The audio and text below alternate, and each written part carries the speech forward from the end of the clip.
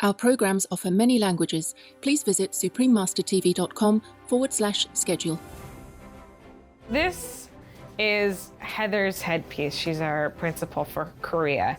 But then, this is heavy. This wig itself weighs probably 10, 15 pounds. It's so heavy.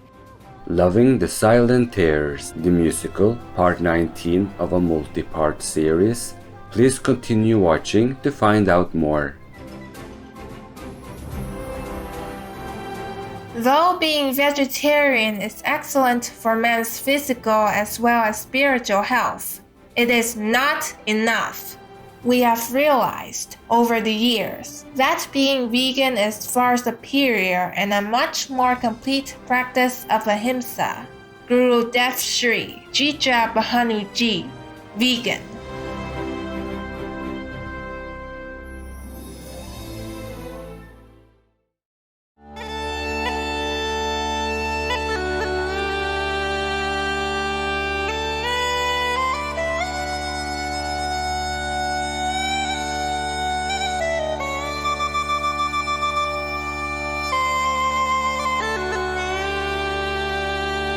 Boit ye, which means hello, how are you, is a phrase you'll hear quite a lot if you visit Northern Ireland.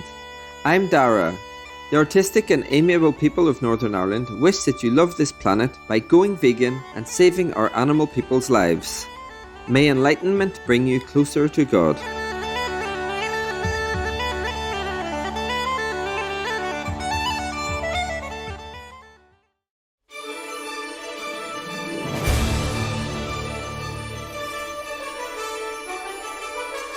Loving the Silent Tears is a Broadway-style musical inspired by Supreme Master Ching Hai's profound poetry collection Silent Tears.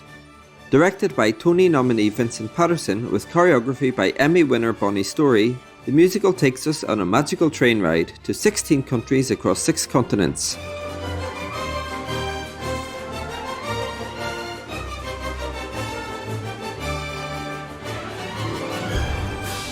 It's a journey of fantastic dances and songs performed by award-winning artists from around the world, as well as a voyage of finding inner peace. This extraordinary musical was premiered on October 27, 2012 at the Grand Shrine Auditorium in Los Angeles, California, USA, to commemorate the 19th anniversary of Supreme Master Ching Hai Day.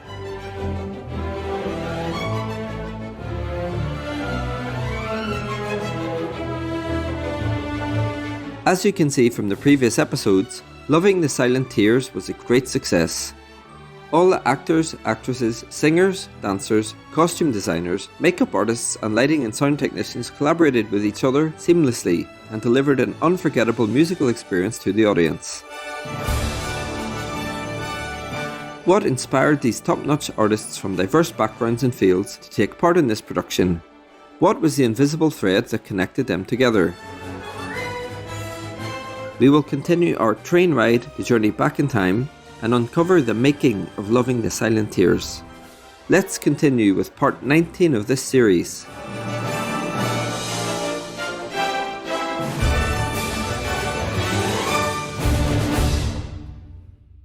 When I get in costume, I feel I'm a different me. I feel more like a character, in the costume, You get your costume on, you know it's the real deal. It gives you that extra bit of adrenaline.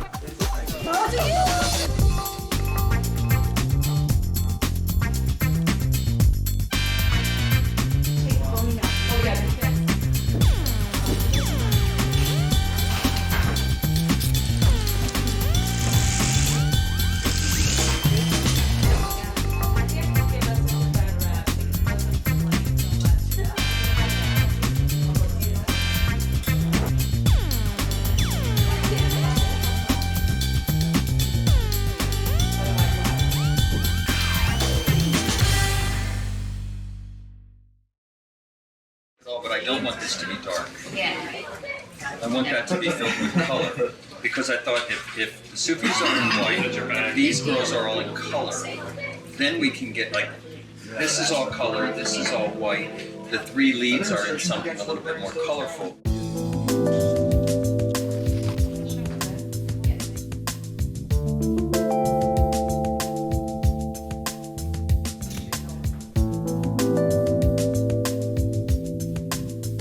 costume trying day. I've tried my costume and my headpiece and wigs, so I have a little props for my interview also.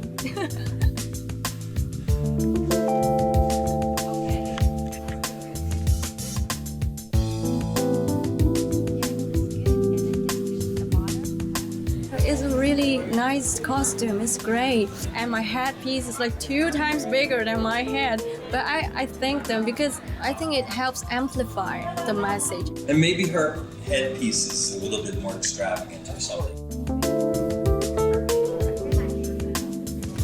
The lead person has a costume that stands out a little bit more.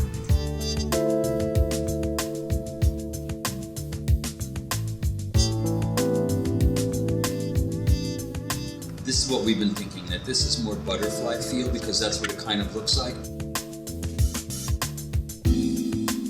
I say whatever makes it more legit for each country, and if that is to make them more beautiful.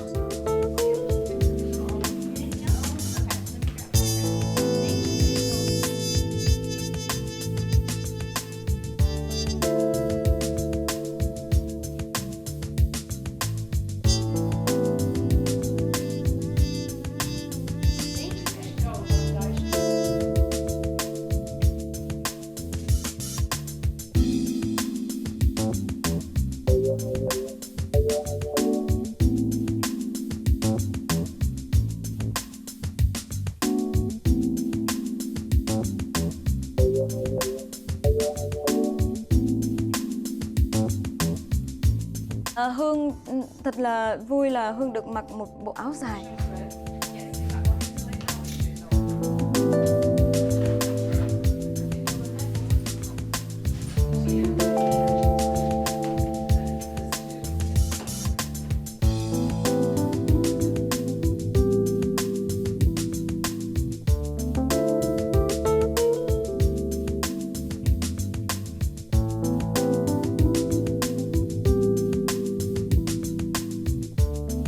Không những thế mà Hương còn được mang khăn đóng này kia, dạ, dễ thương không? Mọi người ngồi làm chi tiết từng chút một nữa cho Hương.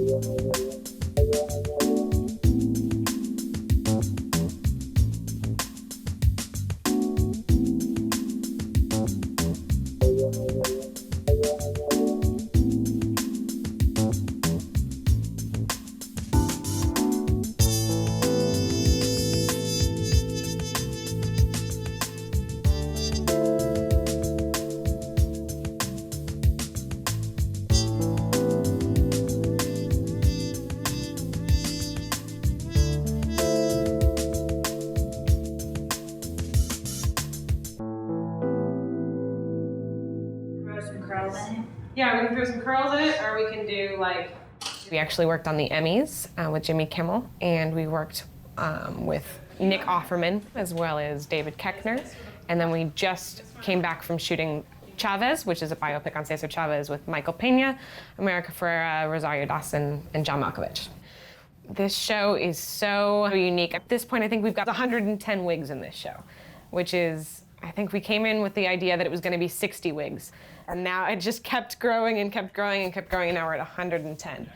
We have only like one and a half months. I'm pretty sure that's a record. I absolutely love working with multicultural productions because you get the opportunity to do the historical research that goes with it.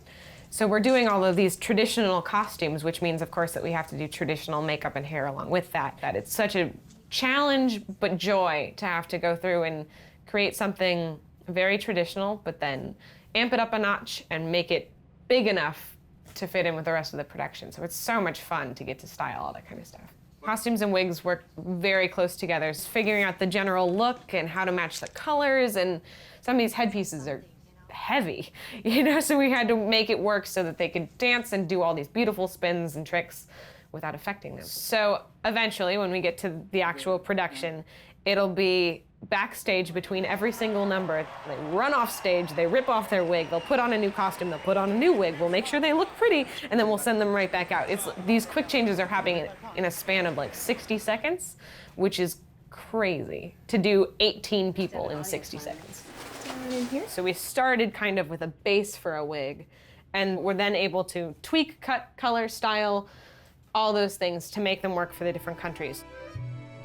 So this wig here is actually for France and Cuba. For France, we wanted to have something that would look glamorous but kind of effortless was the goal with France, because the number has a lot of balloons and it's just very kind of whimsical, and it's the beginning of the show. So we're doing, this is kind of a trick of the trade.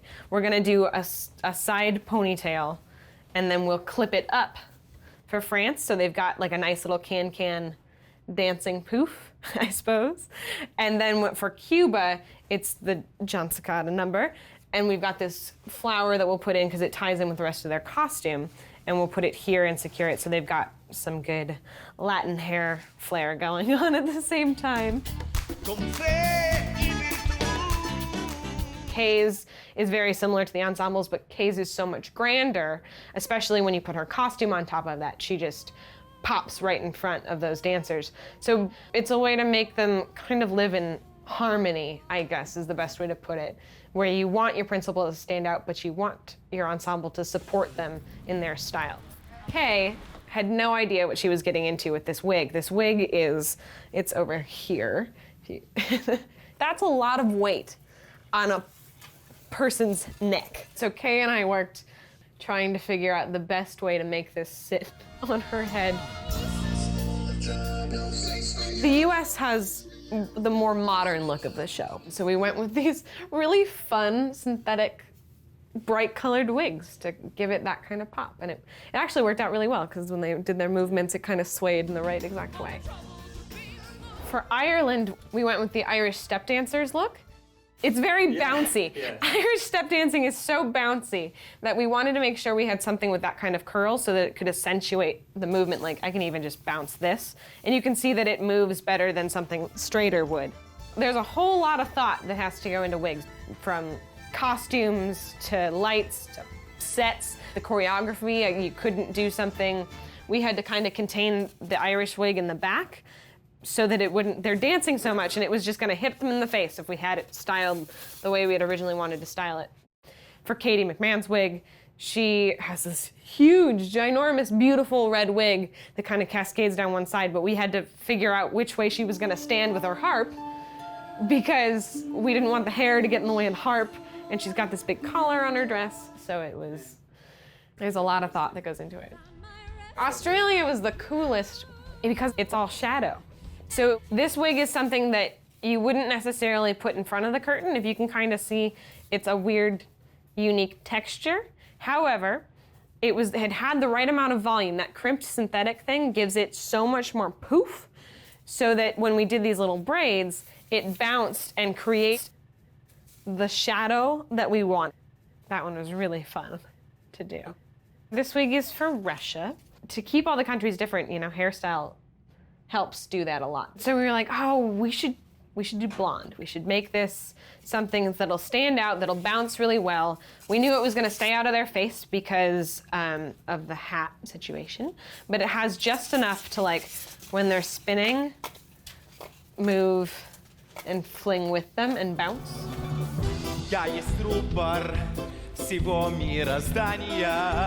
This is Heather's headpiece. She's our principal for Korea. But then, this is heavy. This wig itself weighs probably 10, 15 pounds. It's so heavy. You have to balance it right in the right spot of her head, because otherwise it'll slip back or slip forward. We've been working on a solution, and what we've come up with is a way to weave her hair behind it so that it helps push it forward and also keep her balanced.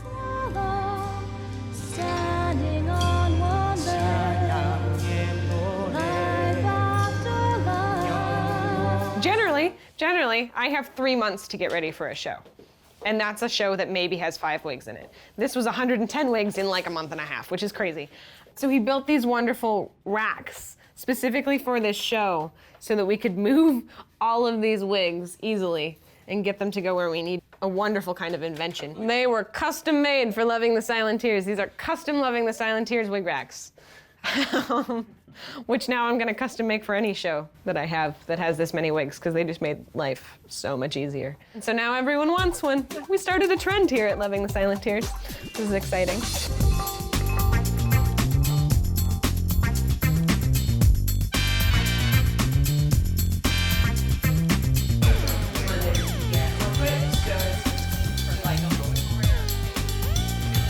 We've kind of finalized all of the designs, and we are getting ready to see what they look like on the big stage.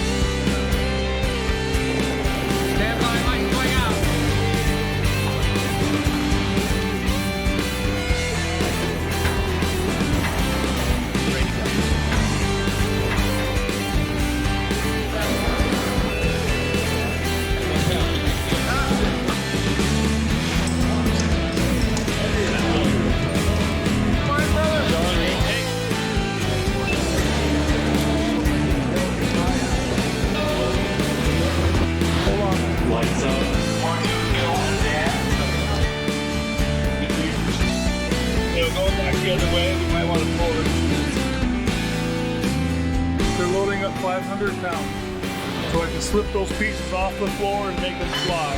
Go up!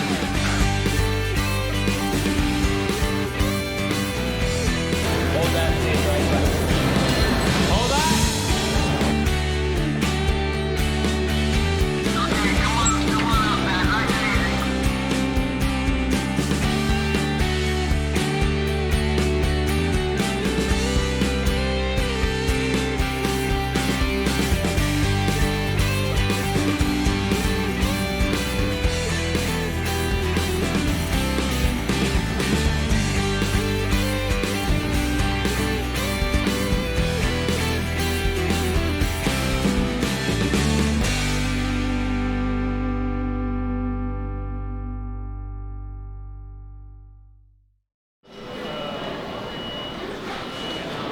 Amazing space.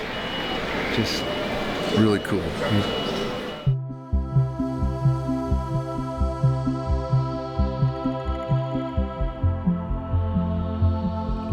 It's nice, feels good, it's beautiful. The space is really beautiful. It's nice to fly in here.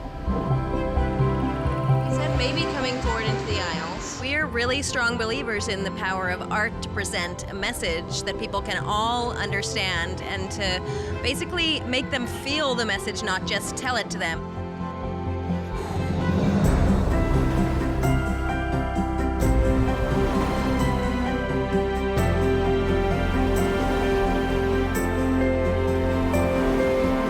I've toured with a lot of shows, and the venues are usually not as massive as this. It's an amazing experience to be a part of this show, to be a part of such a grand vision. Ariel, let's go.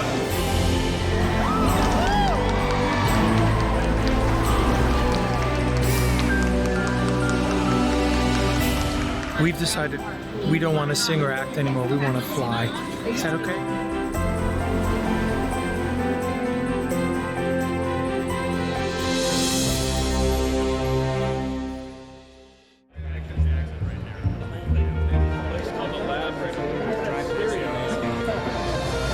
Chimes up against the wall here. Also have Chris look at this. You're looking to maximize a couple more inches here.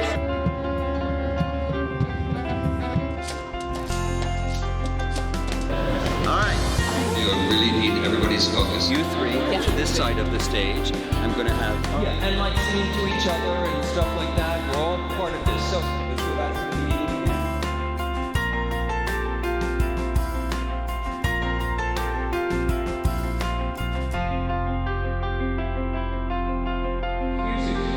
Okay, we're gonna try the music.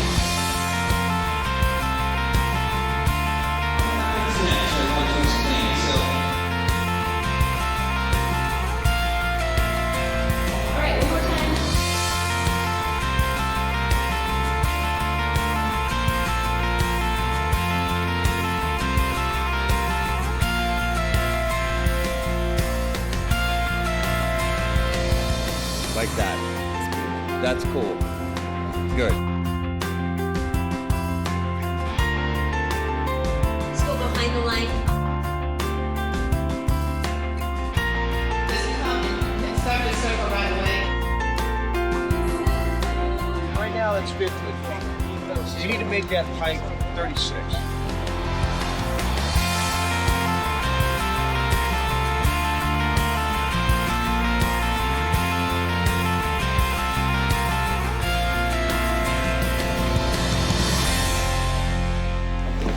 Loving the silent tears.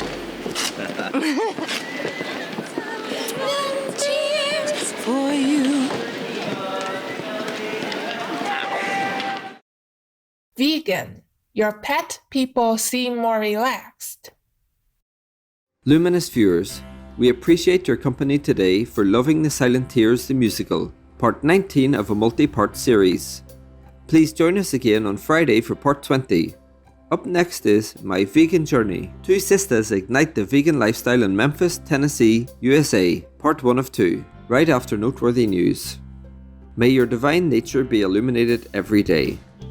Our programs offer many languages. Please visit suprememastertv.com/schedule and suprememastertv.com/AJAR. Nos programmes offrent plusieurs langues. Veuillez visiter suprememastertv.com/schedule et suprememastertv.com/AJAR.